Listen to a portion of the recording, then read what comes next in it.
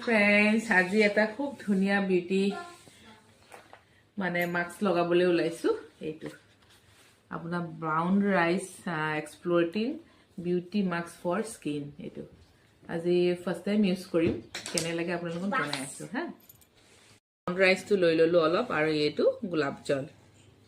এটা খুব ধুনিয়া এটা মিশ্ৰণ বনাই লম এতিয়া মই লাহে লাহে মুখত খানি দিছো ইয়াতে মই দুটা বস্তুৱে দিছো গোলাপ জল আৰু ব্ৰাউন ৰাইসৰ গুৰিটো এতিয়া মই গুটেই মুখখনতে লগাইছো মানে পেকটো মোৰ স্কিনৰ কালাৰ লগত মিলি গৈছে গতিকে আপোনালোকে ভালদৰে ধৰিব পৰা নাই চাগে নহয় জানো কিন্তু মই গুটেই মুখখনতে লগাইছো খুব ধুনিয়া এটা ঠাণ্ডা ফিল হৈছে